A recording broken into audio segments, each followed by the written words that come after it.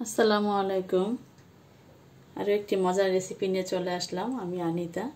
এখানে দিয়ে দিচ্ছি কিছু মশলা, গরম মশলা, এলাচ, এখানে তেজপাতা, স্টার মশলা, লং, এই যে দারচিনি,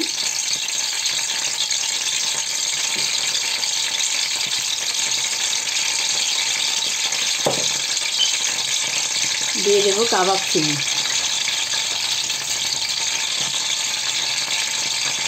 এই যে এই পাশে আমি মাংসটাকে খুব ভালোভাবে ধুয়ে আর পানি ঝরাতে দিয়েছি। হালকা ভাজা হলেই আমি দিয়ে দেব রসুন কুচি। ল্যাম্ব বা খাসির মাংস ভুনায় কিন্তু আমরা আমি বিশেষ করে একটু রসুন বেশি ইউজ করি। তো আমি একটু প্রথমে রসুন বাগার দিয়ে বসালাম মাংস ভুনাটা। আচ্ছা, হালকা হয়ে গিয়েছে রসুনটা ভাজা। এখন আমি দিয়ে দেব মাংসগুলো, ধরে রাখা মাংসগুলো দিয়ে দেব।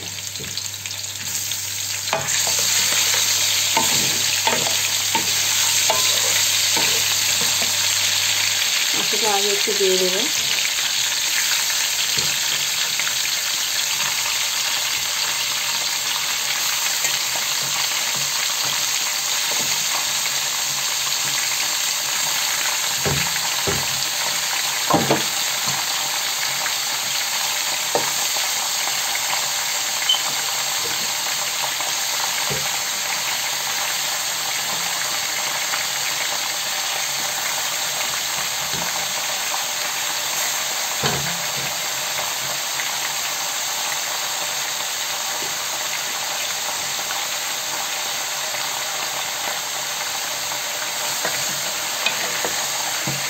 নাড়া দিয়ে দিতে হবে, হালকা করে নাড়া দিয়ে দিই।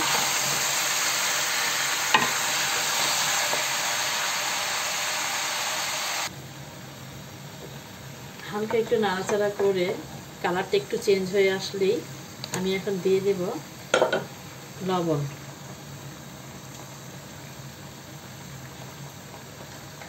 এবং দিচ্ছি পেঁয়াজ কুচি।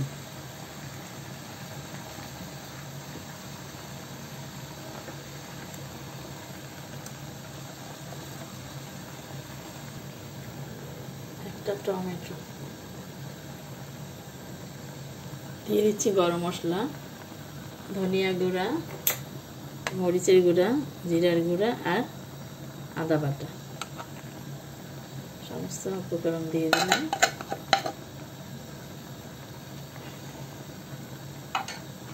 এবং দিয়ে দিচ্ছি গরম মশলার গুঁড়া।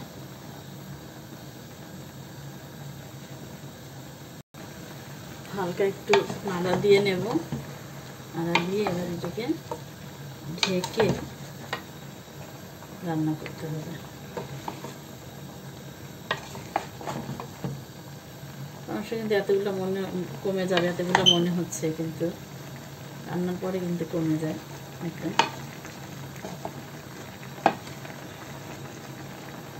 এটাকে ঢেকে রান্না করব।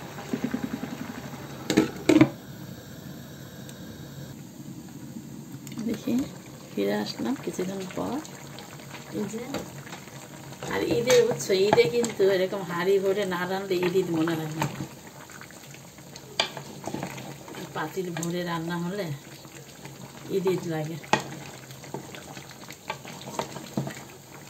যদিও বিদেশের বাড়ি, দেশের মতো ঈদ হয় না, কেউ নাই এখানে, নিজেরাই একা একা ঈদ। তারপরেও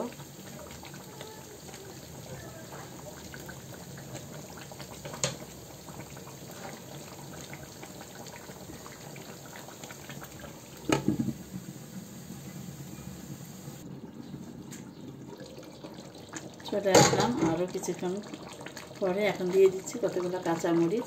আমি কিন্তু এখনও কোনো পানি দিইনি, পানি অ্যাড করিনি। মাংসের পানিতেই মাংসটা হয়ে গেছে। আর এখানে টক দইটা আমি হালকা একটু পানি দিয়ে গুলিয়ে নিলাম। টক দইটা দিয়ে দেব।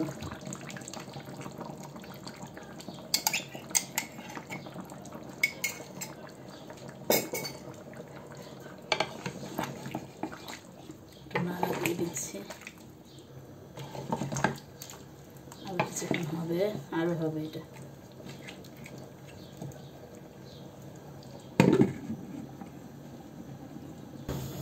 এই দেখো ফিরে আসলাম। আর এই যে সবশেষে এবার আমি একটু বেরেস্তা দিয়ে দেব।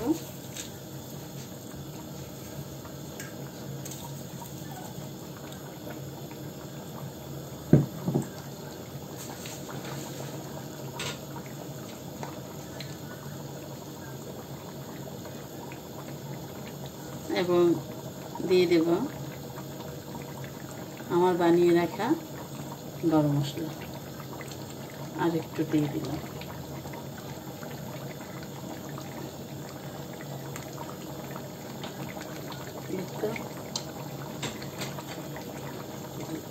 রেডি হয়ে গেল মজার রান্না। একটু হালকা হালকা ঝোল থাকবে, ঠান্ডা হলে কিন্তু আবার কমে যায় ঝোলটা।